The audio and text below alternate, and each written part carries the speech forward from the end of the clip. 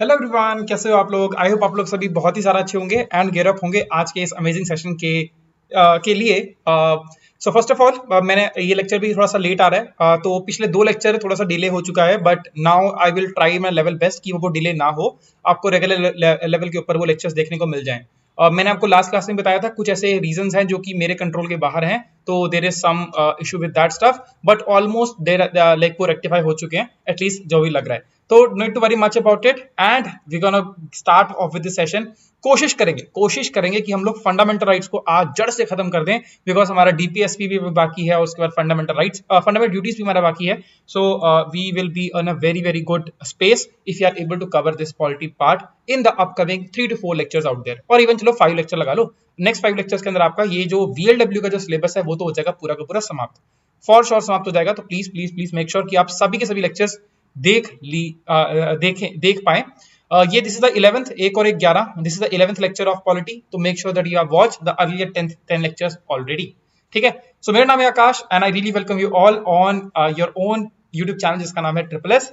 Let's begin with the video in the next. हाँ, तो भाई इंट्रोडक्शन अबाउट माई सेल्फ थोड़ा बहुत, अगर आप लोग मुझे नहीं जानते, ये सब के सब एग्जाम्स मैंने क्रैक किए हैं, है ना।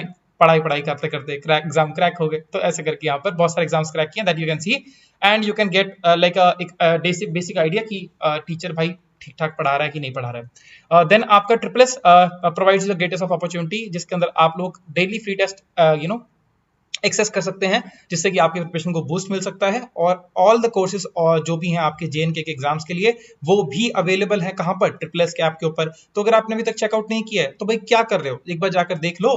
क्या पता आपको अपना डिजायर्ड कोर्स, अपने डिजायर्ड एग्जाम की तैयारी के लिए डिजायर्ड कंटेंट प्रॉपर्ली वहां पर क्या हो जाए, मिल जाए। ठीक है, तो make sure that you go about it and करना बहुत बड़ा काम नहीं है, सिंपल जाके गूगल प्ले स्टोर के ऊपर क्लास प्लस ऐप डाउनलोड करना है, उसके बाद का प्रोसीजर तो आपको अच्छे से पता ही है। ठीक है, सो जो make sure you can go out and check it out.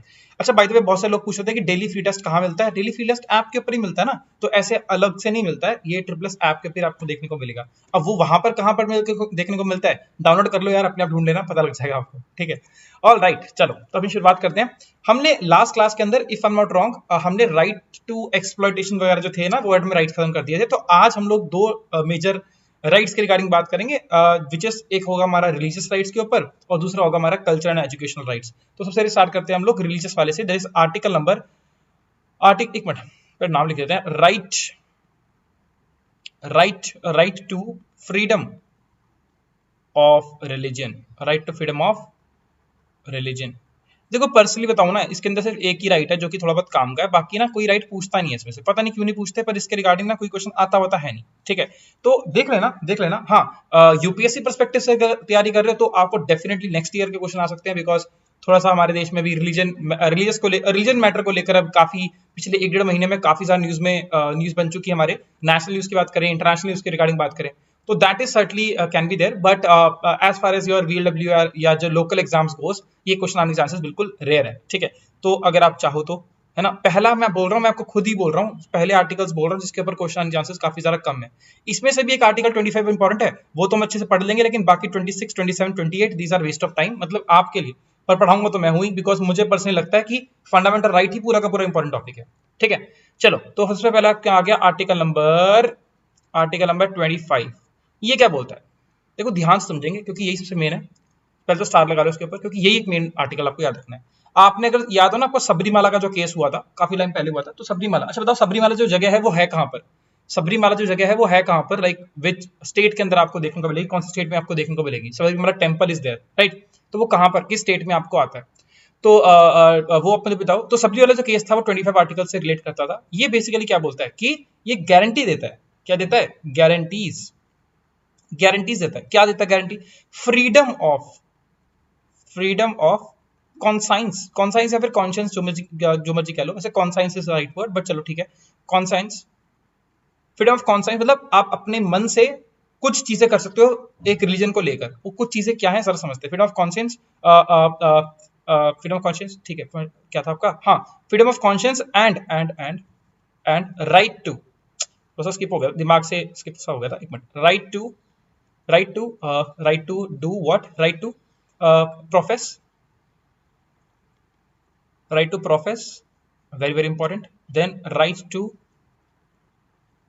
Right to profess, then right to practise. ये 3 पीस आपको देखने को मिलते हैं, right to practise, and last but not the least is right to propagate. Propagate what देखो, guarantee करता है freedom of conscience and right to profess, right to practise, right to propagate religion of your choice. नीचे देता हूं का religion of your choice. तो ये पूरी की पूरी स्टेटमेंट है, religion of your choice, religion of your choice. तो ये आपको, ओह ये क्या हो गया, हाँ, तो ये आपको तीनों चीजों के रिगार्डिंग बोलता है। अब ये प्रोफेस क्या है, प्रैक्टिस क्या है, प्रोपोगेट क्या है, समझने की कोशिश करते हैं। सबसे पहली बात तो प्रोफेस। प्रोफेस का मतलब क्या होता है कि भाई आप ओपनली डिक्लेयर कर सकते हो, ओपनली डिक्लेयर कर सकते हो कि भाई मेरा रिलीजन क्या है, ये पर्टिकुलर रिलीजन से मैं बिलोंग करता हूँ। फॉर एग्जांपल आज मैं छत पे जाता हूँ और छत पे खड़े होके, जैसे हमारे छत पे हमने झंडा वंडा भी लगा रखा है ऐसे करके, है ना, होता ही है, देशभक्ति टाइप जाग जाती है। क्या कहते हैं, मैं वहां पर खड़ा होकर बोलता हूँ कि भाई मैं तो क्या हूँ, हिंदू हूँ, या तो मैं क्या हूँ, मैं तो मुसलमान हूँ। इवन तो मैं हिंदू फैमिली में बिलोंग कर रहा हूँ, मैं यहाँ पर चिल्लाकर बोल सकता हूँ कि भाई क्या, क्योंकि हमने एक और फंडामेंटल राइट में पढ़ा था जिसके अंदर बोलता कि हमारा जो भी मन है, हम जिसको भी एक्सेप्ट करना चाहें, जिसको भी बोलना चाहें, जो भी स्पीच है, एक्सप्रेशन है, वो दैट इज आउट देयर, वो हम लोग जो चाहें वो कर सकते हैं, ठीक है, ऐसे करके।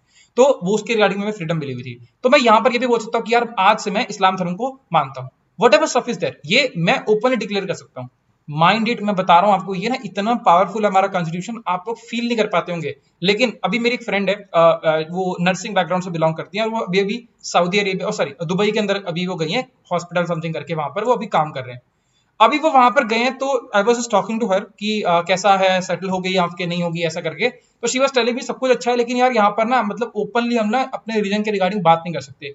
देयर इज अ चर्च, वैसे वो हिंदू है, लेकिन वो एक चर्च में ऐसी घूमने गई थी, लेकिन वहां पे बता रही थी कि लोग ना मतलब it is like very isolated जगह पे ऊपर वो चर्च है, और वो चर्च भी मतलब ऐसे बिल्कुल एकदम ऐसे लगता है कि कमरे में चले गए, बस वही हल्का सा कुछ है, that's it. You cannot profess, you cannot practise, you cannot propagate एक प्रॉपर रिलीजन, अपने रिलीजन को खुलकर अपना नहीं सकते। से एग्जांपल देखो, अभी कल ही पाकिस्तान से खबर आई है, माइनॉरिटीज में आप हिंदू, लेकिन वहां पर क्या कर रखा है, पूरा उठा के कुछ आई थिंक मंदिर वंदिर को पूरा तोड़ दिया, आइडल वगैरह को तोड़ दिया, समथिंग लाइक दैट। तो ये these are the things which happen around our nation, but our nation being very secular. देखो इश्यूज हर देश में आते हैं, कोई बड़ी बात नहीं है, लेकिन आप उस इश्यूज को कितना ज्यादा ग्लोरीफाई करते हो या कितना ज्यादा एक्सट्रीमिज्म पे लेके आते हो, ये बहुत इंपॉर्टेंट है। और एटलीस्ट हमारे देश में आपको ये देखने को नहीं मिलेगा। We have had certain past regarding it, लेकिन अभी हमारे देश के अंदर ऐसी चीजें देखने को नहीं मिलती। तो it is very very good. कुछ छोटे मोटे मुद्दे तो आते रहते हैं, वो तो आपको पता ही है, बिकॉज हमारे देश में फ्रीडम है लोगों के पास कुछ भी बोलने की, तो लोग उसका मिसयूज भी करते हैं, वो तो आपको पता ही है। तो ओपनली डिक्लेयर कर सकते हैं, दैट इज प्रोफेस। प्रैक्टिस करने का मतलब क्या हो गया, बिल्कुल जैसे आप समझ पा रहे होंगे, प्रैक्टिस मतलब नॉर्मल प्रैक्टिस हम बोलते हैं कि आप उसके क्या कर रहे हो, उसके जो भी रिचुअल्स हैं, बिलीव्स हैं, आइडियोलॉजीज हैं, उस सबको आप क्या कर रहे हो, फॉलो कर रहे हो। रिचुअल्स हैं, फॉर एग्जांपल सिंबल्स हैं। आपने देखा होगा कि बहुत सारे जो आपने सिख धर्म के अंदर देखा होगा कि बहुत सारे लोग क्या करते हैं, ब्लू से कपड़े पहन के, ब्लू से उन्होंने कपड़े पहने होते हैं, और they used to also carry some weapons and all, वो कैरी करके, और उनके जो पगड़ी होती है जो उन्हें पहनी होती है, वहां पर उनके सिंबल्स वगैरह लगे होते हैं। तो ये सब वो करके कैरी कर सकते हैं। We are free to do so, we are free to do so. आप किसी और कंट्री में जाके देखो, वो या वही लोग अगर किसी और कंट्री में जाएंगे उसी अटायर के अंदर, तो उनको सर एयरपोर्ट के बाहर एंट्री नहीं मिलेगी, एयरपोर्ट के बाहर छोड़ो, इंडिया के अंदर एयरपोर्ट के अंदर एंट्री नहीं मिलेगी। It's like that. सो ये रिचुअल सिंबल्स वगैरह जो भी आपके रिचुअल्स हैं, अगर आपको लगता है कि इस पर्टिकुलर रिवर में नहाने से कुछ होगा, तो आप जाके नहा सकते हो, किसने रोका आपको। That is out there. अगर आपको लगता है कि एक पर्टिकुलर जगह पर जाकर अगर आप पूजा करोगे, है ना, नमाज पढ़ोगे, तो आप वो कर सकते हो, है ना, दैट इज आउट देयर। तो ये जो चीजें हैं, ये बहुत ज्यादा लिबर्टी हमारे देश में मिली हुई है। राइट टू प्रोपोगेट, ये भी बहुत इंटरेस्टिंग सा पॉइंट है। ये भी अगेन मैंने आपको एग्जांपल दिए, सऊदी अरेबिया, बहुत सारे और भी जगहों के जो भी इस्लामिक कंट्रीज हैं, या फिर इवन जो बहुत क्रिश्चियन ओरिएंटेड कंट्रीज है, वहां पर भी आपको देखने को नहीं मिलेंगी सब चीजें। राइट टू प्रोपोगेट इज क्या, आपको अगर मन कर रहा है कि यार आपका रीजन बहुत अच्छा है, और आपको लगता है कि यार मुझे ये रीजन के बारे में लोगों को बताना है, तो you can spread out your religion for sure. मतलब आप अपनी उसके बारे में खुलकर बात कर सकते हो कि भाई देखो ये मेरा धर्म कुछ इस प्रकार कहता है, या हमारा धर्म, या जो भी कह लो, ये धर्म इस रिगार्डिंग कुछ कहता है। If you want you can definitely join are ये करके। इसमें फोर्स कन्वर्जन नहीं होने चाहिए, इसमें फोर्स कन्वर्जन नहीं होने चाहिए, that is very very important. ठीक है, चलो ये भी हो गया। तो गारंटी फ्रीडम ऑफ रिलीजन ये तो हो गया, ये है मेन आपका मेजर आर्टिकल। इसके बाद आपके छोटे छोटे छुटपुट के आर्टिकल्स भी आते हैं। तो आर्टिकल नंबर आपका आ रहा है 26। मैं पहले बोल रहा हूँ 26, 27, 28 is not very much important, पर ठीक है कराना भी है क्योंकि फंडामेंटल राइट्स के अंदर आ रहा है। मैं हर आर्टिकल नहीं कराऊंगा, मैंने आपको पहले भी बोला था, मैं आपको मुश्किल से 50-60 आर्टिकल कराऊंगा, अगर पॉलिटी पूरी हमारी चलती है तो। अगर VLW तक चलती है फिर तो हमारे आर्टिकल भी और शॉर्ट डाउन हो जाएंगे, 30-40 आर्टिकल तक काम हो जाएगा अपना। ठीक है, तो आर्टिकल 26 क्या बोलता है कि every religious denomination religious denomination, every religious denomination, denomination का मतलब क्या होता है? डिनोमिनेशन का मतलब यूजुअली क्या होता है? ग्रुप ऑफ पीपल को बोलते हैं, मतलब बहुत सारे लोग जब इकट्ठे आ जाते हैं उसको बोलते हैं डिनोमिनेशन। या फिर इसको एक और सेंस में भी लिया जाता है कि अगर कोई मान लो इंफ्रास्ट्रक्चर है उसे बिल्ड कर लिया तो वो भी क्या है? रिलीजियस डिनोमिनेशन काइंड ऑफ कहला जाता है। तो एवरी रिलीजियस डिनोमिनेशन मतलब धर्म से संबंधित कोई भी चीज कह लो ऐसे करके, religious denomination shall have the right to establish what, मतलब हर रिलीजियस डिनोमिनेशन यानी कि हर ग्रुप ऑफ ऐसे लोग जो कि किसी धर्म के साथ एसोसिएटेड है, उनके पास ये राइट है टू इस्टैब्लिश व्हाट, इस्टैब्लिश कर सकते हैं एंड मेंटेन कर सकते हैं, मतलब एक बार बना दिया और उसको चला सकते हैं, उसे मेंटेन कर सकते हैं। What? Institutions for religious purposes, मतलब धर्म संबंधित पर्पसेस से आप कोई भी इंस्टीट्यूशन को सेटअप कर सकते हो। That is very very important out there. अब इसके बहुत सारे एग्जांपल है, मुझे लगता नहीं आपको देने की जरूरत है, ठीक है। अगर आपको फिर भी एक रैंडम सा एग्जांपल बताऊं तो क्या हो सकता है कि आप कोई भी देख लो, बहुत बड़े बड़े मंदिर है तो बड़े बड़े मंदिरों की बहुत सारी सभाएं होती हैं, ठीक है। तो वहां पर भी एक वो भी एक इससे का तरह का एंगल हो गया। इसमें आप ना वो गौ रक्षक समिति को वो ऐड मत करना, बिकॉज वो डीपीएसपी के अंदर रिलेट करता है। लेकिन बाकी आप कोई भी इंस्टीट्यूशंस को, कोई भी होते हैं बड़े बड़े मठ होते हैं, तो उनके जो रिलीजियस इंस्टीट्यूशंस हो गए उनको आप मतलब ज्वाइन कर सकते हो। अगर आप देखो थोड़ा बहुत और भी देखो कि चलो वो एजुकेशन वाला बाद में आएगा, मैं आपको चलो बाद में बता दूंगा। मतलब बहुत सारे एग्जांपल है, आप कोई भी अपने धर्म के अंदर आपको पक्का डेफिनेटली बहुत सारे एग्जांपल्स पता होंगे। तो 26 हो गया, कुछ खास काम का नहीं है, आगे बढ़ते हैं। देन आपका सर आर्टिकल नंबर 27, ये थोड़ा सा इंटरेस्टिंग सा आर्टिकल है, क्यों है बताता हूं अभी आपको। एक्चुअली मैं आपसे क्वेश्चन पूछूंगा, मजा आएगा क्वेश्चन, देखते जरा कितने लोग आप में से न्यूट्रल तरीके से उसका आंसर कर सकते हैं, ठीक है। वरना बहुत आसान है हमारे देश में बह जाना, भावनाओं में बह जाना, ठीक है। 27 क्या बोलता है? स्टेट बोले तो देखो, स्टेट की मैं परिभाषा पहले दे चुका हूं आपको। तो स्टेट का मतलब स्टेट गवर्नमेंट से नहीं है, स्टेट का मतलब है पूरे के पूरे central government, state government, Panchayati Raj institutions, each and every stuff is out there, ठीक है। सबके रिगार्डिंग एक वर्ड इसका इस्तेमाल किया, स्टेट। तो क्या बोल रहे हैं यहाँ पर? State shall not raise any tax.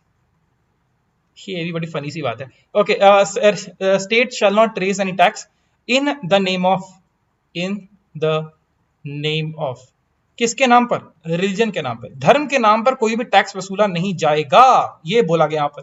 और या फिर सीधी सी भाषा में बता दूं तो इसका एक और भी इंप्लीकेशन निकल कर आता है, that says that is no public money. Public money मतलब वो मनी जो कि इनकम टैक्स वगैरह से आ रही है या फिर किसी प्रकार के टैक्स से आ रही है, वो पब्लिक मनी कहलाती है, ठीक है। ये आप इकोनॉमिक्स में अगर पढ़ोगे ना, बहुत सारे टाइप की मनीज होती हैं, पब्लिक मनी, प्राइवेट मनी, ऐसे कर करके। तो आप मैम अंकुश मैम को पढ़ा ही रहे हैं तो आप डेफिनेटली वहां से पढ़ सकते हो, आपको पता लग जाएगा कहीं ना कहीं।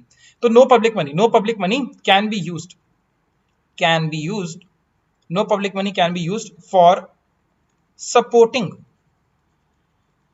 a particular religion। एक पर्टिकुलर धर्म को सपोर्ट करने के लिए पब्लिक मनी का इस्तेमाल नहीं किया जाना चाहिए। For can be used for supporting a particular, अरे रीजन तो लिखा ही नहीं, रिलीजन, ये यहां पर बोल रहा है। देखो पहली बात तो ये फर्स्ट स्टेटमेंट जो काले काले में लिखी हुई है उसका मतलब क्या है? State shall not raise any tax in the name of religion. आप मुझे एक क्वेश्चन का आंसर दो पहले। तो ये वो वाला क्वेश्चन नहीं है, ये नॉर्मल क्वेश्चन है। आपने एक टैक्स का नाम सुना होगा, जजिया या फिर जजिया, जो भी आप लोग बोलते हो। मुझे उर्दू तो नहीं आती है तो मुझे नहीं पता इसे प्रोनाउंस कैसे करते हैं, ये अरेबिक वर्ड है वैसे भी, ठीक है। तो क्या कहते हैं आपका? जजिया। ये जो टैक्स था ना, किसी ने लगाया था। मैं देखो ध्यान से बोल रहा हूँ, क्वेश्चन ध्यान से सुनना। सबसे पहले ये टैक्स किसने इंट्रोड्यूस किया था? या फिर चलो आपको हिंट भी देता हूं, सबसे पहले आप गूगल करोगे, इसका पॉइंट नहीं है। आपके पॉइंट ऑफ व्यू से जो भी आप पढ़ते हो, जो भी टॉपिक्स आप पढ़ते हो, आप अगर मिडिवल हिस्ट्री में जाओ, मिडिवल हिस्ट्री का टॉपिक उठाया हुआ हमने ये, तो मिडिवल हिस्ट्री में अगर आप जाओ तो वहां पर हमने देखा था कि अरब इन्वेजन होता है सबसे पहले आगे ना, 1712 के अंदर वो बिन कासिम वगैरह जो भी आएंगे वो आएंगे, ठीक है। ऐसे करके बहुत सारे फिर आगे जो होगी मुमलुक डायनेस्टी स्टार्ट हो जाएगी, यानी कि स्लेव डायनेस्टी स्टार्ट हो जाएगी, फिर खिलजी डायनेस्टी आएगी, फिर आपकी और भी डायनेस्टीज वगैरह आती हैं। तो मैं वो पूछ रहा हूँ कि उन डायनेस्टीज के बाद आपके मुगल्स आ जाते हैं, फिर अकबर वगैरह भी आ जाते हैं। तो अकबर ने तो अबॉलिश किया था, ये तो आप लोग मेरे को लगता है कि जानते होंगे जितना, कि अकबर ने जजिया को अबॉलिश कर दिया था। लेकिन किसने बाद में, अकबर के बाद जो कुछ और भी आगे उनके मतलब पुत्र सपुत्र लोग आए थे, उन्होंने फिर से लगा दिया था, वो बात अलग है। लेकिन मैं बोल रहा हूँ सबसे पहले लगाया किसने, सबसे पहले इंट्रोड्यूस किसने किया था इन दीज डायनेस्टीज के सिस्टम में? सबसे पहले इंट्रोड्यूस किसने किया था? जजिया। तो जजिया बेसिकली टैक्स क्या था कि ये बोलता था this is a non Muslim tax, अगर आप मुस्लिम नहीं हो तो आपको टैक्स देना पड़ेगा, ये टैक्स देना पड़ेगा बिकॉज आप एक मुस्लिम सोसाइटी के अंदर रह रहे हो और वो because being a non Muslim therefore you have to pay this tax. तो this was a extra burden on the people who are not belonging from a particular region, from a particular background. अब ये कोई secularism का example तो नहीं हुआ। Secularism तो क्या बोलता है कि कोई भी धर्म नहीं होना चाहिए टॉप, मतलब एक किसी एक धर्म को प्रेफरेंस ही नहीं मिलेगी, ठीक है, ये वाला क्वेश्चन ये चीज बोलता है। तो इसीलिए यहाँ पर क्या बोला कि state shall not raise, state government या मतलब स्टेट क्या यानी कि मतलब कोई सरकार, जो हमारी सरकार है, कोई भी सरकार को फर्क नहीं पड़ता, सरकार जो है वो कोई भी एक टैक्स नहीं लगाएगी किसी भी एक पर्टिकुलर रीजन के नाम पर।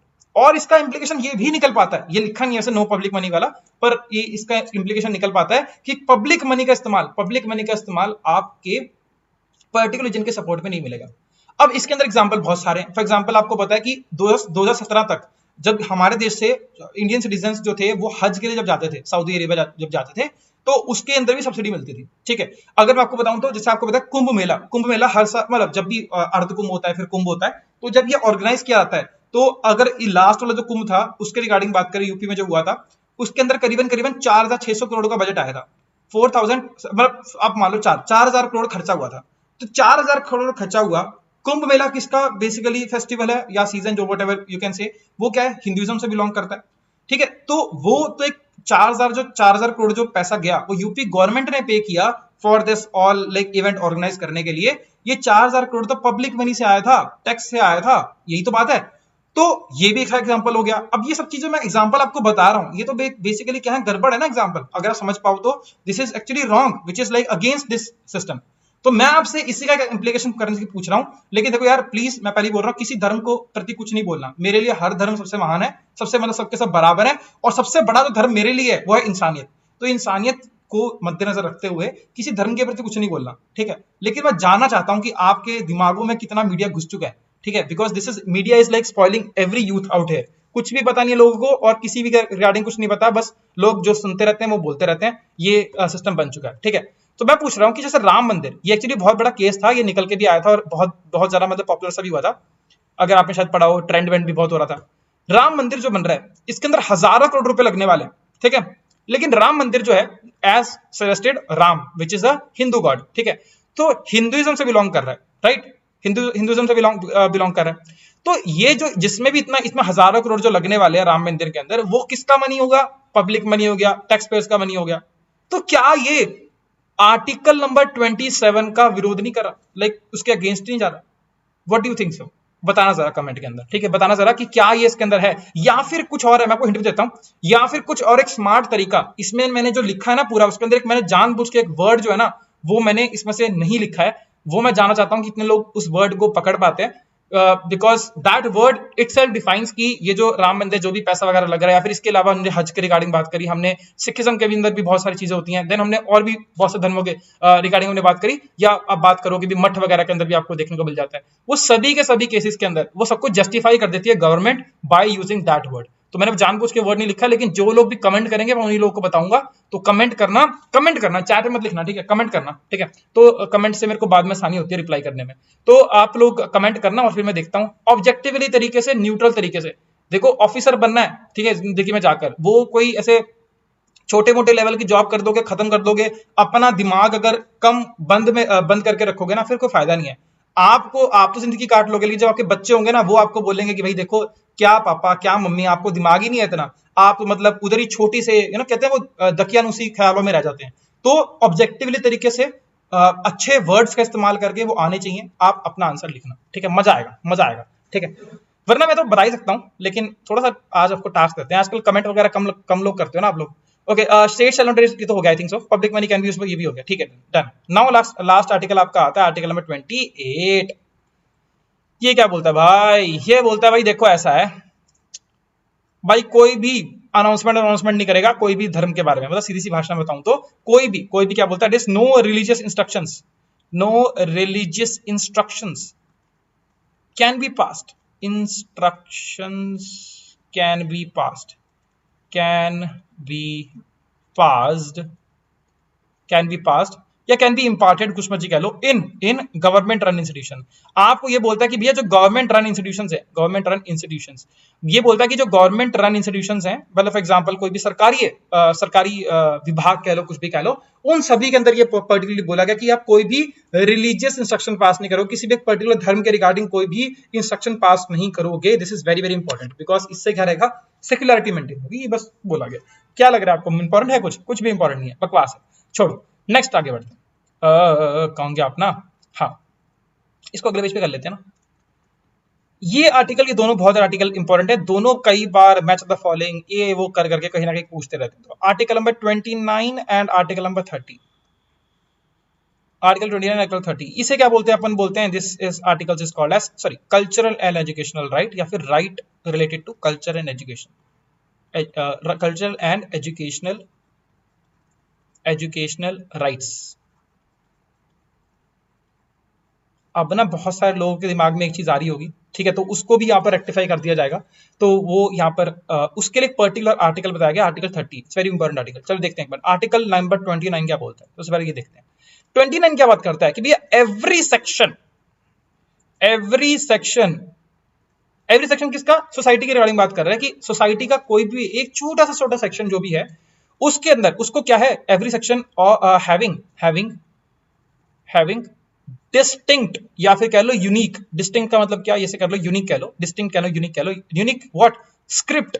स्क्रिप्ट का मतलब क्या, लिखाई। जैसे मैं लिख रहा हूं, फॉर एग्जांपल मेरे को लगता है कि मेरी जो राइटिंग है वो अलग ही है, मतलब डॉक्टर, जैसे डॉक्टर समझ लो, डॉक्टर लोगों की राइटिंग डॉक्टर लोग ही समझ पाते हैं ना, हम लोग तो समझ नहीं पाते, या फिर केमिस्ट लोग या कंपाउंडर्स लोग जो भी हैं वो लोग समझ पाते हैं। तो क्या मतलब एक अलग टाइप की, क्या उनकी अलग ही बोली चल रही है, अलग ही लिखावट चल रही है।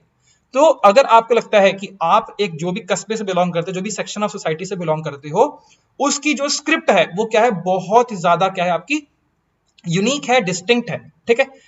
या फिर कल्चर अगर कल्चर वाइज आपको लगता है कि कल्चरली आप बहुत ज्यादा क्या हो, यूनिक हो, ऐसा कल्चर आपको कहीं और देखने को नहीं मिलता।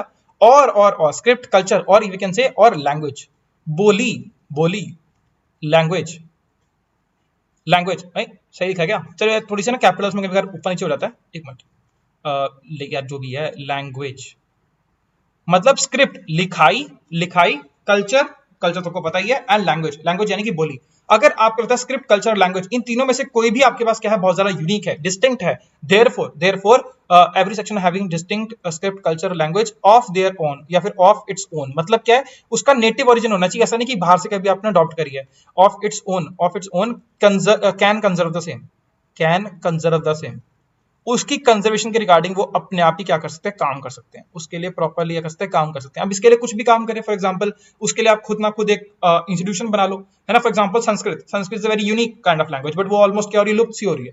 तो मान लो कि संस्कृत रन इंस्टीट्यूशन हो जाए, है ना, ऐसे संस्कृत कहीं पढ़ाई जा रही है, ऐसे करके बोल दिया जाए। या फिर कोई कल्चर है, फॉर एग्जाम्पल कुछ भी कह लेते हैं, for example Bihu is one of a different kind of culture, या फिर कह लो कि एक डांस फॉर्म है डिफरेंटली, तो उसकी कंजर्वेशन के रिगार्डिंग वो क्या कर ले, वहां पर बनाने कुछ कर ले। जो एंशिएंट तमिल जो बोली जाती थी, एंशिएंट लेवल पे जो तमिल बोली जाती थी, वो भी बहुत ज्यादा यूनिक है, उसके रिगार्डिंग कुछ काम हो सकता है ना। अगर आप कुछ भी और मतलब एग्जाम्पल के तौर पर आप देख सकते हो, बहुत सी चीजें, ठीक है, बोलियां वगैरह भी बहुत सारी आपकी आ जाती है। ये तो हो गया आर्टिकल 29। आर्टिकल 30 क्या बोलता है, article 30, this is very important again, ये भी बहुत सारे पूछते रहते हैं, ठीक है।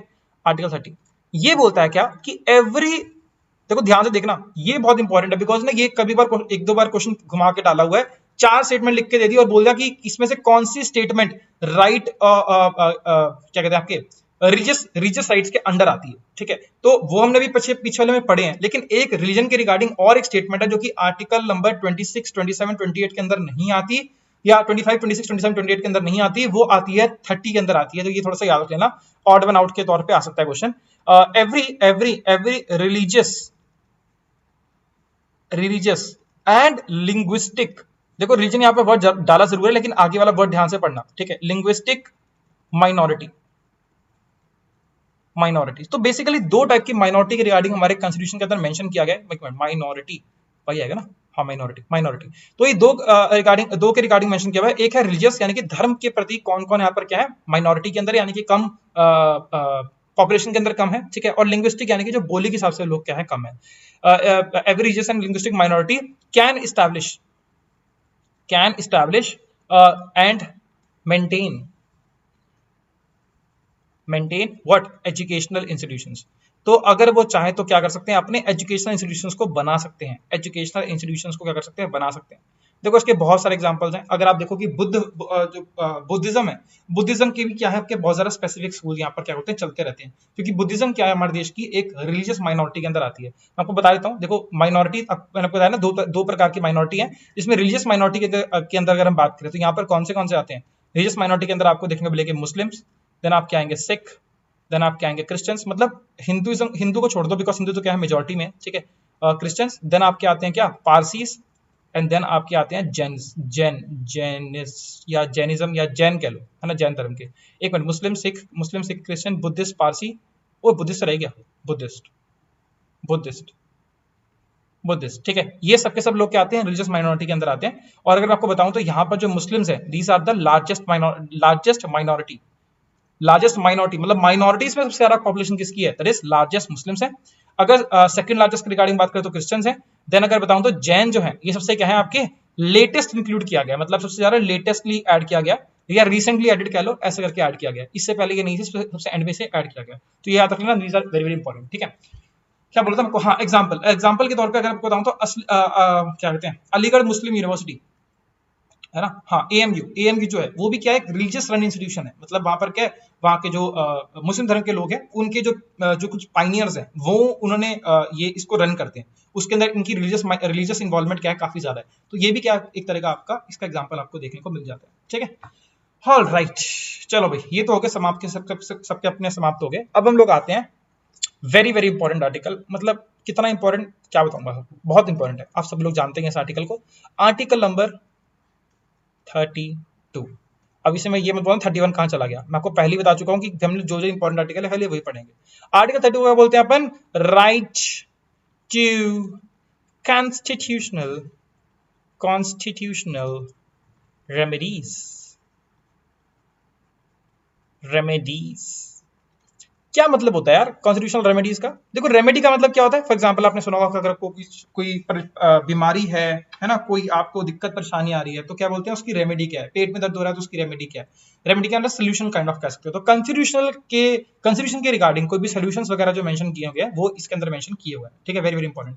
ऑलराइट, तो right to constitutional remedies, okay, क्या बोलता है, क्या है इसके अंदर, देखो सीधी सी भाषा में बताऊं तो यहां पर बोलता है कि if any fundamental right is violated, तो क्या कर सकते हो आप लोग अच्छे जान सकते हो कि क्या करो, उठ के मुंह उठा के सीधे कहां जाओगे, आप सुप्रीम कोर्ट जाओगे, और सुप्रीम कोर्ट को मेक श्योर करना है कि आपका जो फंडामेंटल राइट है वो आपसे छीना ना जाए। तो सेम चीज बोली यहां पर, if any fundamental right is violated, one can approach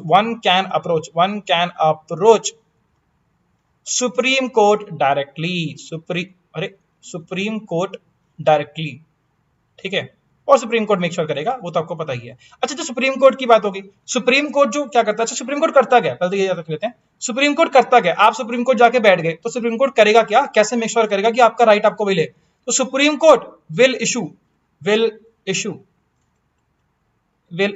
क्या करेगा, इशू, देखो ये देगा कोई ना कोई ऑर्डर, ये ऑर्डर इशू करेगा, इस ऑर्डर को हम लोग क्या करते हैं कभी कभार डायरेक्शंस कह देते हैं, डायरेक्शंस इशू करेगा, है ना, कि आप ये करो वो करो, जिनको भी रिस्पेक्टिव डिपार्टमेंट है उनको ये बोलेगा। तो ऑर्डर बोल दो, डायरेक्शन बोल दो, या फिर आप बोल दो रिट्स, तो रिट्स जो है ये वर्ड बहुत ज्यादा यूज होता है, पर एक्चुअल में इसका मतलब खाली ऑर्डर से ही होता है, कोई बहुत बड़ी बात नहीं है, ठीक है। तो ऑर्डर बोलो, डायरेक्शंस बोलो, रिट्स बोलो, ये क्या करेगा, इशू करेगा, और इन किसके अंदर, इन दैट रिगार्ड, जो भी आप बोल रहे हो उसके हिसाब से जो भी रिट्स होगी या जो भी ऑर्डर्स होंगे वो यहाँ पर इशू किएंगे, और इशू करने के बाद क्या होगा, जो भी रिस्पेक्टिव आपका काम है वो आपको हो जाएगा, और आपके फंडामेंटल राइट आपको वापस मिल जाएंगे। तो अगर आपसे क्वेश्चन पूछा जाए, या क्वेश्चन डायरेक्टली पूछा जाता है कि supreme court can issue order और रिट्स अंडर विच आर्टिकल, तो आर्टिकल नंबर 32 उसका आंसर हो जाएगा, और 32 आंसर पे टिक कर अपनी 32 ही दिखा देना बढ़िया तरह से, बिकॉज आसान सा क्वेश्चन है। लेकिन अगर क्वेश्चन पूछता है, जो कि मैं आपसे क्वेश्चन पूछ रहा हूं कि high court can issue writs orders या whatever you can say with regard to infringement of fundamental right under article number किसके, तो मैं पूछ रहा हूं सुप्रीम कोर्ट जो है वो आपका 32 आर्टिकल के अंदर रिट इश्यू करता है, तो हाई कोर्ट किस आर्टिकल के अंदर रिट इश्यू करता है, ये जरा मुझे बताने की कोशिश करना। हिंट के तौर पर बता देता हूं, वो 32 के अगला 33 नहीं है, वो है 200 एंड समथिंग, तो आगे यहां पर 2 डिजिट आप लोग डालोगे 200 something is the article number, तो उसके अंदर इशू कर सकता है। और मैं आपको अगर वहां तक हम लोग अगर उस टॉपिक को वहां तक कवर करते हैं, वीएलडब्ल्यू वगैरह में तो नहीं पूछा जाएगा आप लोगों से, बट फिर भी आपको पता होना चाहिए। अगर हम जुडिशरी तक हम लोग पढ़ेंगे तो आपको बताऊंगा मैं कि क्या बोलते हैं आपको मैं, हाँ, जो रिट जुरिसडिक्शन जो होती है, रिट इशू करने की जो पावर होती है वो हाई कोर्ट के पास ज्यादा होती है बजाय सुप्रीम कोर्ट के। जी हाँ, हाई कोर्ट के पास ज्यादा पावर होती है सुप्रीम कोर्ट के कंपैरिजन में। सुनने में बड़ा अजीब लगता है, बट दिस इज ट्रू। अच्छा जी, आर्टिकल 32 को एक जनाब ने कुछ बोला था इसके रिगार्डिंग। क्या बोला था? एक जनाब आए, वो जनाब का नाम आप मेंशन करोगे। उन्होंने बोला कि भाई ये क्या आपका हार्ट एंड सोल है, ठीक है, heart and soul of Indian constitution, ठीक है।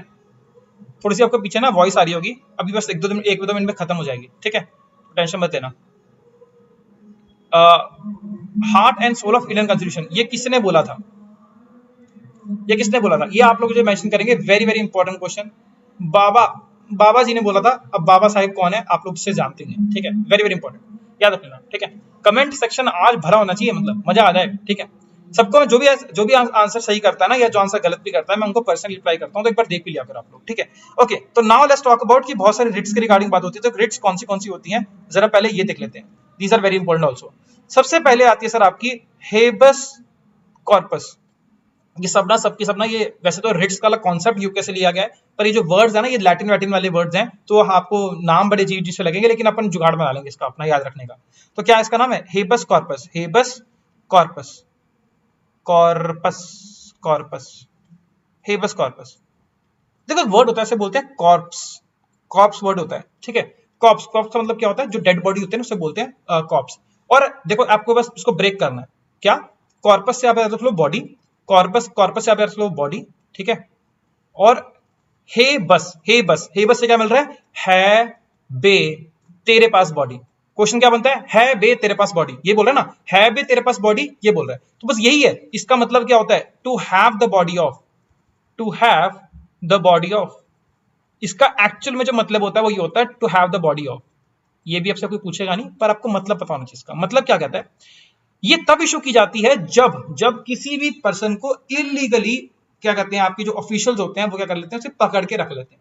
इलीगली किसी इंसान को पकड़ के रखा, अब वो इंसान क्या कहते हैं, जो इंसान है वो अपने फंडामेंटल राइट का इस्तेमाल करके बोलेगा कि मेरे को तो फ्रीडम थी, तो आपने तो मुझे इलीगली डिटेन करके रख लिया, इलीगली मुझे पकड़ के रख लिया है, तो मुझे छोड़ो।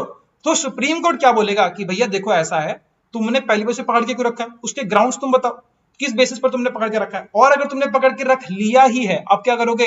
तुम्हें उस इंसान को उसके बॉडी समेत, मतलब बॉडी समेत क्या मतलब, उस इंसान को पेश करो सुप्रीम कोर्ट के अंदर और बताओ कि इसके ऊपर क्या क्या एलिगेशंस तुमने लगाए हुए हैं, नहीं तो इस इंसान को तुम्हें छोड़ना होगा। विद देखो therefore body is very very important, ठीक है, बॉडी इज वेरी इंपॉर्टेंट, मतलब उस इंसान को इन प्रेजेंस होना चाहिए जब भी वो डिस्कशन वगैरह चल रहा है। तो लिखने की कोशिश करते हैं सर, ये क्या आपका, it is issued if a person is illegally is arrested or detained, कह लो, चलो कोई नहीं, is arrested unlawfully या फिर illegally। तो ये बेसिकली क्या करता है, ये क्या कहते हैं आपको, इसमें कंडीशन क्या है कि उस इंसान को आपको फिजिकली प्रोड्यूस करना पड़ेगा बिफोर कोर्ट। फिजिकली क्या बोलते, फिजिकली क्या बोलते, फिजिकली क्या लिख दिया, चलो कोई नहीं, फिजिकली ऐसा कहता हूँ, फिजिकली बिफोर द कोर्ट या produced physically before the court. मतलब जो भी इंसान को आपने पकड़ के रखा है, तो ये पुलिस अथॉरिटीज को बोल रहे हैं, जिन लोगों ने भी अनलॉफुल डिटेन किया ना, उनको बोल रहे हैं कि भाई तुम उस इंसान को फिजिकली बिफोर द कोर्ट लेकर आओ। और क्योंकि वो जो है, ये जो आपने जो किया है अनलॉफुल तरीके से जो अरेस्ट किया है, वो उसकी पर्सनल लिबर्टी के क्या है, आपके खिलाफ है। तो ये आपको याद रखना है। तो कभी कभी कुछ ऐसे पूछ सकता है कि unlawful detention of a person के खिलाफ सुप्रीम कोर्ट या फिर जो भी रिट होती है वो कौन सी इशू की जाती है, हेबस कॉर्पस इशू की जाती है। Very simple. चलो आगे बढ़ते हैं। अभी जो आपकी आ रही है नेक्स्ट वाली, ये भी बड़ी इंपॉर्टेंट है, एक्चुअली सारी इंपॉर्टेंट है, इसमें तो कोई मतलब डाउट ही नहीं है, ठीक है। तो रिट नंबर 2 जो आ रही है, ये बोल रही है क्या, writ of mandamus, writ of mandamus. ये किसके रिगार्डिंग बात करता है, देखो ये भी क्या आ रहा है, वर्ड क्या बन रहा है, मैन से बात कर रहा है, मैन एक्चुअली मैन याद रख लो, या फिर आप मैड याद रख लो, MAD, मैड यानी कि पागल होना। तो गुस्सा, इंसान गुस्सा हो रहा है ऐसा करके। जब इंसान गुस्से में होता है, फॉर एग्जांपल आपके पिताजी जब गुस्से में होते हैं तो क्या बोलते हैं, ओए जा मेरे लिए पानी लेके आ, समझिए तेरे को बात, चाहे उस कमरे में जाके बैठ, टीवी बंद कर दे, ये क्या हो रहा है, ऑर्डर मिल जा रहा है, ऑर्डर मिल जा रहा है। तो मैंडेबस के अंदर भी क्या देखने को मिलता है आपको, that is we command, we command. ये सुप्रीम कोर्ट कह रहा है कि भाई मैं कमांड दे रहा हूं, मैं ऑर्डर दे रहा हूं कि अपना काम ढंग से कर लो बेटा, तुम अपना काम ढंग से नहीं कर रहे। सुप्रीम कोर्ट किसको बोलता है, गवर्नमेंट ऑफिशियल्स को बोलता है कि आप अपना काम ढंग से करो, you are not doing your task properly. ये कब होगा, अगर मान लो कोई इसमें कोई गवर्नमेंट इंस्टीट्यूशन है, वहां पर ढंग से काम नहीं हो रहा है, तो ये can issue this writ also. क्या बोलता है, that is it is issue, चलो ठीक है मैं सीधा से लिखता हूं, अगेंस्ट, चलो ये लिख देते हैं, इतना भी लिख ही देते हैं, issued against, issued against, issued against those public offices, those public offices, offices, हाँ ठीक है, offices who do not fulfill their duties, who don't fulfill, देखो थोड़ी सी इंग्लिश खराब है मैं जान रहा हूं, ठीक है, और मैं लिख भी जानबूझ से खराब ही रहा हूं, मतलब क्योंकि आप खुद ही लिख लोगे, इतना समझदार हो, ठीक है, fulfill their duties, their duties कौन सा ली, प्रॉपरली, प्रॉपरली, मतलब अपनी ढंग से ड्यूटीज हैं वो यहां पर काम नहीं कर रहे हैं, ठीक है। याद रखना, याद रखना, इसकी है एक्सेप्शन। गवर्नमेंट रन इंस्टीट्यूशन की रिगार्डिंग तो बात कर रहे हैं, अब गवर्नमेंट रन इंस्टीट्यूशन में तो कोई भी आता है, प्रधानमंत्री से लेकर प्रेसिडेंट, सबके सब यहाँ पर आ रहे हैं, बीच में सबके सब आपके आ रहे हैं, छोटे से छोटा मतलब पीएम से लेकर आपका जो कह लो चपड़ासी भी है एक पर्टिकुलर गवर्नमेंट इंस्टीट्यूशन में जो कि सरकारी नौकर है, वो भी काम कर रहे हैं, तो सबके सब क्या हो गए, इसके बीच में ही आ रहे हैं। तो याद रखना इसकी एक्सेप्शन है, ये कुछ लोगों के लिए काम नहीं करती, मतलब आप सब पे लगा सकते हो लेकिन किसी और दो लोग इन पर्टिकुलर से, 3 लोग होते हैं, CJ is also part of it, खैर 2 लोग आप याद रखो बिकॉज वो इंपॉर्टेंट जा रहा है एग्जाम के लिए। एक्सेप्शन क्या है, प्रेसिडेंट एंड गवर्नर। अब एक क्वेश्चन का आंसर फटाफट से दो, प्रेसिडेंट और गवर्नर दोनों ही एक और आर्टिकल के अंडर क्या थे, एक्सेप्शंस थे, वो आर्टिकल का नाम क्या है वो बताएंगे फटाफट से, और आर्टिकल क्या स्टेट करता है वो भी बताएंगे फटाफट से। तो president and governor are exception of this, या आर एक्सेप्शंस, मतलब आप इन दोनों को ऑर्डर नहीं कर सकते हो, सुप्रीम कोर्ट इन दोनों को ऑर्डर नहीं कर सकता कि भाई तुम अपना काम ढंग से करो, ये तो काम आप ये मेक श्योर किया रहता है कि मतलब ये मान लिया जाता है कि ये लोग अपना काम क्या कर रहे हैं, बेटर आप तरह से पहले से कर रहे हैं। तो इनके अलावा आप पीएम को भी बोल सकते हो, आप सीएम को भी बोल सकते हो, आप किसी और को भी बोल सकते हो, सबको बोल सकते हो कि आप अपना काम ढंग से करो, उनके खिलाफ ये रिट इशू की जा सकती है, ठीक है। चलो अब सर जो आपकी 2 रिट्स आ रही है, ये दोनों की दोनों बहुत इंपॉर्टेंट है और इनके ऊपर कई सारे ऐसे क्वेश्चन आते हैं, इसे बोलते हैं इंट्रा कोर्ट रिट्स बोलते हैं, बताऊंगा आपको, थर्ड है ना, हाँ 3 नंबर पे इंट्रा कोर्ट रिट्स, मतलब कोर्ट के संबंधित कुछ ना कुछ रिट्स यहाँ पर क्या होती है, चल रही है, उसे बोलते हैं इंट्रा कोर्ट रिट्स। ध्यान से समझना, कंफ्यूजन हो सकती है, ठीक है। सबसे पहली बात आ रही है प्रोहिबिशन, एक समझ ली, दूसरी तो फ्री में समझ जाओगे, प्रोहिबिशन, प्रोहिबिशन, और मैं यहाँ पर लिखता हूँ साइड में, चौथी भी यहाँ पर लिख देता हूँ, इसे बोलते हैं क्या अपनी, इसे बोलते हैं अपन सर्शोरारी, नाम बड़े अजीब अजीब से हैं बट याद रखना पड़ेगा, सर्शोरारी, सर्शोरारी, सर्शोरारी।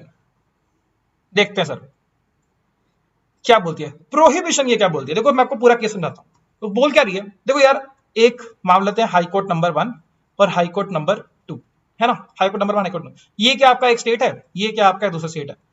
तो मान लो कोई इंसान है, चलो एक एग्जाम को लेकर आते हैं, चोमू उसका नाम है, ठीक है, चोमू। तो चोमू जी यहां पर आ गए, चोमू जी बड़े ही स्मार्ट तरीके के इंसान है, इन्होंने जिंदगी भर क्या किया, इधर का माल इधर, इधर का माल उधर किया, मतलब हेरा फेरी वाला काम किया। तो चोमू जी यहां पर क्या करते हैं, हाईकोर्ट नंबर 1 बोलो, ये स्टेट नंबर 1 है, दिस इज स्टेट नंबर 1, और स्टेट नंबर 1 के अंदर उसका हाईकोर्ट होगा, और ये क्या आपका स्टेट नंबर 2 है, एक मिनट ये 1 कर देते हैं, ये 2 कर देते हैं, ठीक है। तो यहां पर क्या इसका हाईकोर्ट होगा और यहां पर क्या इसका हाईकोर्ट होगा, ठीक है। वो क्या बोल रहे हैं, ये चाहते हैं इस जगह पर जाएंगे, स्टेट नंबर 1 के जाएंगे और यहां पर जाकर क्या करेंगे, हेरा फेरी करेंगे, एकदम मस्त जो भी कुछ करना करेंगे, और निकल के फिर क्या चले जाएंगे, यहाँ पे चले जाएंगे स्टेट नंबर 2 में भाग के, और यहाँ पर भी जाकर कुछ ना कुछ क्या कर देंगे, हेरा फेरी कर देंगे, ठीक है। जैसे आपने सुना होगा ना लुटेरी दुल्हन, है ना, बहुत सारी आती हैं कि इधर भी जाके शादी कर ली, वहां भी पैसा वसूल लिया, उधर जाके शादी कर ली, पैसा वसूल लिया, है ना, लुटेरे दूल्हे भी होते हैं, पर एग्जाम्पल कुछ भी आप मान सकते हो, ठीक है। एक्चुअली मैंने कल न्यूज पे पढ़ी थी तो ऐसे आ गया, खैर तो क्या कहते हैं, हाँ ये करके मतलब यहाँ पे क्राइम कमिट किया, और यहाँ पर भी इसके अंदर भी स्टेट नंबर 2 के अंदर जाकर क्राइम कमिट किया। अब मान लेते हैं कि स्टेट नंबर 2 में पकड़े गए, लेकिन केस पहले भी कहां चल रहे थे, स्टेट नंबर 1 में पहले से केस चल रहे थे, ठीक है। मैं आपको पहले बता रहा हूं, ये एक्चुअल एग्जांपल नहीं है, लेकिन आपको हल्का रिलेटेबल सा एग्जांपल दे रहा हूं कि आपको हल्का हल्का कॉन्सेप्ट समझ में आ जाए, ठीक है। Official examples these are not there because इसमें बहुत सारी चीजें और भी इन्वॉल्व होती हैं, ठीक है। तो स्टेट नंबर 1 के अंदर क्राइम कमिट किया, यहां पर केस चल रहा है और फरार हो गए। अब केस नंबर 2 स्टेट नंबर 2 में गए और यहां पर जाके भी क्राइम कमिट कर लिया, और यहां से भी फरार चल रहे हैं, लेकिन किसी भी फलाने जगह पर जाकर स्टेट नंबर 3 में जाकर ये लोग क्या होते हैं, पकड़े जाते हैं, या स्टेट नंबर 2 में क्या मान लो पकड़े जाते हैं। अब स्टेट नंबर 2 में पकड़े गए, पुलिस ने पकड़ लिया, छापा वापा मार लिया। अब स्टेट नंबर 2 के हाई कोर्ट के अंदर इनका क्या हो गया, फैसला वाला जो भी आपकी जो मतलब सजा वगैरह है या जो भी ट्रायल है बेसिकली कोर्ट के अंदर, वो शुरू हो गया। अब अगर हाई कोर्ट यहाँ पर ट्रायल कर रहा है तो क्या होता है, इसी दौरान स्टेट नंबर 1 को पता लगता है कि भैया ये मुजरिम तो अपना भी है, और सबसे पहले जो इसने काम किए थे, कर्म कांड जो इन्होंने किए थे, वो बेसिकली यहां पर किए थे, तो ये तो हमारे स्टेट के अंदर इंक्लूड होना चाहिए, बिकॉज ये शायद जो इंसान है वो हमारे स्टेट से बिलोंग करता है, हमारे स्टेट से ही पैदा हुआ, जो क्राइम यहाँ पर कमिट किया था, और उसके बाद आपके स्टेट में जाकर क्राइम जरूर कमिट किया है, लेकिन एक्चुअल में ये हमारे जुरिस्डिक्शन के अंदर आता है, हमारी जो रेंज है ना उसके अंदर आता है, हमारी जो फील्ड है उसके अंदर आता है, तो इस इंसान को हम इसके ऊपर फैसला देंगे, आप इसके ऊपर फैसला मत दो। अब क्या इसके अंदर प्रोविजन है, हमें फर्क नहीं पड़ता, पर ये कंडीशन से कुछ ना कुछ बन के आ रही है, कैसे बन रही है हमें फर्क नहीं पड़ता, ठीक है, बस यहाँ पे समझ लो ये बनती है, ठीक है। अब क्या होगा, ये इस केस के अंदर आपको प्रोहिबिशन वाली रिट क्या होती है, एप्लीकेबल हो जाती है। ये क्या बोलती है, it is issued. Actually prohibition का मतलब होता है फॉरबिड करना, तो इसको बोलते हैं वी फॉरबिड, ये इसका मतलब काइंड ऑफ मीनिंग सा कह लो, वी फॉरबिड। क्या बोलते हैं, it is issued from superior courts. वैसे आपको मैं एक चीज बता दूं, ये वैसे मैंने एग्जांपल हाई कोर्ट और हाई कोर्ट का दिया, पर आप ऐसे कर सकते हो सुप्रीम कोर्ट और हाई कोर्ट का एग्जांपल ले सकते हो, आपको ज्यादा क्लैरिटी हो जाएगी, बिकॉज यहाँ पर सुपीरियर कोर्ट्स जो होते हैं इंफीरियर कोर्ट्स को बोलते हैं। It is issued by superior courts. Superior मतलब जो ऊपर वाले कोर्ट्स हैं, देखो आपको सुपीरियरिटी के बारे में बताएं तो सबसे ऊपर आता है आपका सुप्रीम कोर्ट, फिर आपका आता है हाई कोर्ट, फिर आपका आता है डिस्ट्रिक्ट कोर्ट, फिर आपके आते हैं और जुडिशियल ऑफिसर्स वगैरह नीचे आ जाते हैं। तो सुपीरियर कोर्ट्स मतलब सुप्रीम कोर्ट हाई कोर्ट को इशू कर सकता है, डिस्ट्रिक्ट कोर्ट को इशू कर सकते हैं, ये इनको इशू कर सकता है। हाई कोर्ट जो है वो किसको इशू कर सकता है, हाई कोर्ट सिर्फ डिस्ट्रिक्ट कोर्ट को इशू कर सकता है, बिकॉज क्या कहते हैं, हाई कोर्ट सुप्रीम कोर्ट को इशू करेगा तो गड़बड़ हो जाएगा, क्योंकि सुपीरियर कोर्ट्स क्या करते हैं, इंफीरियर कोर्ट्स को इशू करते हैं। मतलब जो बड़ा है, सिंपल सी बात है, बड़ा भाई छोटे भाई को बोलेगा, या बड़ा जो भी घर में बड़ा है वो छोटे को बोलेगा, छोटा बड़े को नहीं बोल सकता, ठीक है। तो इंफीरियर कोर्ट्स, तो this is issue from superior courts to inferior courts in order to stop them। किसको स्टॉप देम, इंफीरियर कोर्ट्स को स्टॉप करने से, in order to stop them, और ऑब्लिक क्या कह लो, फॉरबिड कह लो, स्टॉप देम और forbid them from working on a case outside their jurisdiction,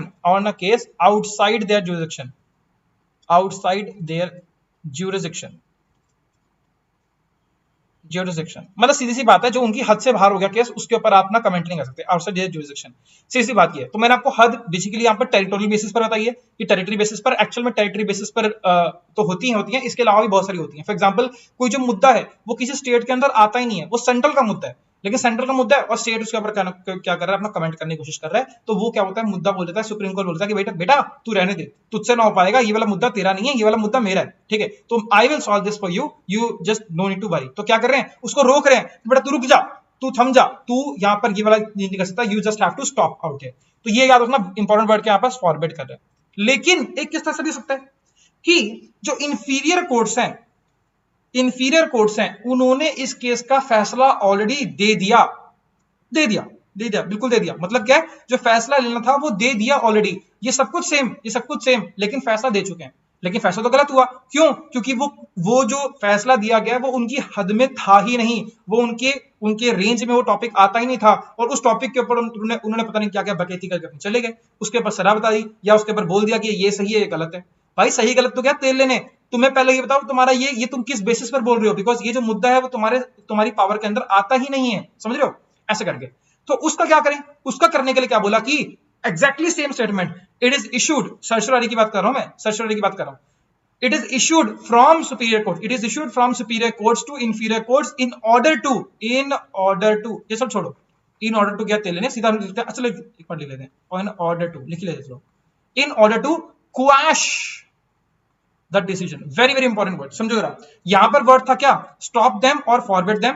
दूसरे यहां पर नीचे का वर्ड क्या है, quash का मतलब है, quash का मतलब क्या कर देना, खारिज कर देना, कि आपने इससे पहले जो भी बोला है सब खत्म, each and everything is gone, is order to quash the judgment। जो जजमेंट आपने पास कर रखी है वो क्या है, आपकी अभी क्वैश कर दी गई, खारिज कर दी गई जजमेंट, ठीक है। और मतलब बिकॉज क्या है, एज मतलब क्या बोलेंगे, sorry, quash the judgement of inferior courts given the case was outside their jurisdiction, अगर उनकी जुरिसडिक्शन के क्या है, आपके खिलाफ है केस, तो क्या हो जाएगा, उसे क्या कर देंगे, क्वैश कर देंगे। क्वैश का मतलब होता है खारिज करना, ठीक है, खारिज करना। ओके, समझ आ गई बात, समझ आ गई बात। देखो मैंने बहुत ज्यादा सिंपल तरीके से और बहुत ज्यादा थोड़ी देसी तरीके से बताने की कोशिश करी है, बस ये इसीलिए बताइए बिकॉज ये सब जो वर्ड्स होते हैं दिमाग में चिपक जाते हैं, ठीक है। अपने को उतना याद रखना, अपने को बस एमसीक्यू के अंदर अपने को टिक करना आना चाहिए कि ये वाला फंडा जो है ये आप टिक हो जाए, बस दैट्स इट, ठीक है। अब इसको मैं थोड़ा रब कर देता हूं बिकॉज मुझे एक दो चीजें यहाँ पर लिखवानी है। देखो क्योंकि ये दोनों की दोनों कोर्ट से संबंध रखती हैं, दोनों की दोनों क्या है आपकी, कोर्ट से संबंध रखती हैं, तो इसीलिए इसको नाम बोल देते हैं अपन इंट्रा कोर्ट रिट्स। दोनों के दोनों जो आपकी थर्ड और फोर्थ क्या है, इसे हम लोग बोलते हैं इंट्रा कोर्ट रिट्स, मतलब कोर्ट के अंदर अप्लाई जो होती है उसे बोलते हैं इंट्रा कोर्ट रिट्स। आई बात समझ में, इंट्रा कोर्ट रिट्स। दूसरी बात, क्योंकि दोनों के दोनों क्या है, ऑलमोस्ट सेम है, आप समझ पा रहे हो, ये दोनों के दोनों क्या आपके ऑलमोस्ट सेम है, ऑलमोस्ट सेम है, तो हम क्या कह सकते हैं, तो क्या है, ये दोनों के दोनों भाई हैं, है ना। लेकिन इस केस में हम लोग भाई नहीं बोलते हैं, ससुरारी करके आ रहा है, प्रोहिबिशन करके आ रहा है, प्रोहिबिशन थोड़ा सा मेल वाला साउंड करता है, लेकिन ससुरारी थोड़ी सी फीमेल वाला साउंड करता है, तो इसको हम लोग क्या बोलते हैं, these are also called as sister writs. बहने हैं सर, ये बहने हैं, सिस्टर रिट्स, तो बहने बहने मतलब क्या, दो रिट्स जो कि बहुत ज्यादा सिमिलर है, दोनों की यहाँ एक तरह से बहने हैं, तो क्या कहते हैं आपकी इंट्रा कोर्ट रिट्स और sister writs, that is out there. Okay, चलो एक लास्ट रिट्स और लास्ट रिट और रह गई है, उस रिट का नाम है आपकी रिट नंबर 5, जो कि क्या बोलती है भैया, क्यो वारंटो, क्यो वारंटो, क्यो वारंटो, ठीक लिखा ना, क्यो वारंटो। क्यो वारंटो क्या बोलती है, देखो ये बोलती है कि भैया देखो ये अंडर व्हाट वारंट, ये बोलती है under what warrant. For example यार, under what warrant, under what warrant, ये बेसिकली क्या होता है कि कोई भी इंसान, लाइक फॉर एग्जांपल चोमू, चोमू को अगेन लेकर आओ, तो चोमू क्या कहता है कि किसी भी गवर्नमेंट ऑफिस के अंदर जाकर एक कोई गवर्नमेंट पोजीशन के ऊपर उपाधि ले लेता है और बोलता है कि भैया मैं यहां का बन गया ऑफिसर। तो यार सुप्रीम, ये जो बाकी से ये जो सुप्रीम कोर्ट कह लो, सुप्रीम कोर्ट रिट इश्यू करेगा, वो बोलेगा भाई कैसे, कौन सा एग्जाम निकाला, यूपीएससी निकाल के आए हो क्या तुम, किस बेसिस पर तुम लोग यहाँ पर गवर्नमेंट ऑफिशियल के अंदर आकर तुम काम करने लगे, किस तरह के, सॉरी किस बेसिस पर आपने गवर्नमेंट ऑफिस को इलीगली ऑक्यूपाई कर रखा है। तो ये बोलता है under what warrant, under what warrant यानी कि अंडर व्हाट अथॉरिटी की रिगार्डिंग बात हो रही है, अंडर व्हाट वारंट या अंडर व्हाट अथॉरिटी, जो भी आप वर्ड लिखना चाहो लिख सकते हो। क्या बोलता है, it can be issued, it can be issued, it can be issued, it can be issued against those who occupy a public office, a public office कौन सा ली illegally या फिर अनलॉफुली, अनलॉफुल तरीके से या फिर इलीगल तरीके से जो गवर्नमेंट ऑफिस ऑक्यूपाई करते हैं उनके खिलाफ यहाँ पर ये इशू की जाती है, ठीक है। ओके, तो याद रखना बस इतना ही कहानी है, इतनी कहानी है, क्यो वारंटो, ये सब के सब रिट्स यहाँ पर होती है समाप्त। अब यार इसके बाद जो हमारा रह गया हमने ये पढ़ना है कि जो एक लास्ट टॉपिक रहेगा केशवचंद्र भारती केस वाला, वो हम नेक्स्ट क्लास में कर लेंगे और उस पर हमारा ये पूरा का टॉपिक हो जाएगा खत्म। मैं अभी भी कंटिन्यू कर सकता हूँ, लेकिन आपके 5-7 मिनट और लग जाएंगे, वो ये टॉपिक खत्म हो सकता है, लेकिन मैं जानबूझ के थोड़ा ब्रेक कर रहा हूँ बिकॉज वो अच्छे समझने की कोशिश करेंगे कि फंडामेंटल में क्या कहा क्या नहीं कहा, बेसिक स्ट्रक्चर की जो थ्योरी थी वो क्या थी, ठीक है। And I think we have decent number भी अपने हो चुका है, तो आई आपको इस सेशन समझ आया होगा। और अगर इसके रिगार्डिंग कोई भी डाउट्स हो, कोई भी क्वेरीज हो, फिर आपको क्या करना है, ये रहा भाई साहब अपना इशारा, मतलब कमेंट आपका जिंदाबाद, वहां पर भर भर के कमेंट करना, जो मर्जी करना, ठीक है। एक चीज आपको और बोल देता हूँ, बिकॉज मैंने देखा है कि ना कुछ वीडियोस के अंदर कुछ कमेंट आते रहते हैं कि सर आपको बोलने की तमीज नहीं है, ऐसा करके कुछ बोलते रहते हैं लोग बात। तो देखो यार, तमीज सब इंसान को होती है, ऐसी बात नहीं है, ठीक है, मतलब सभी इंसान को नहीं होती है तमीज। मेरे पढ़ाने का तरीका काफी डिफरेंट है as compare to the people जो कि आपने देखे होंगे, और I respect all the teachers out there, ठीक है। ये मतलब नहीं होता कि आप कैसे पढ़ा रहे हो, या सॉरी पढ़ाने के तरीके अलग अलग होते हैं, लेकिन ये मतलब नहीं होता कि आप क्या टेक्निकलिटीज को इस्तेमाल कर रहे हो, क्या डांस कर रहे हो। मैं अगर आपको ऑफलाइन क्लास में पढ़ा रहा हूं तो मैं तो नाचता भी हूँ क्लास में, सच बता रहा हूँ मैं आपको, मुझे फर्क नहीं पड़ता कि क्या मैं कर रहा हूँ।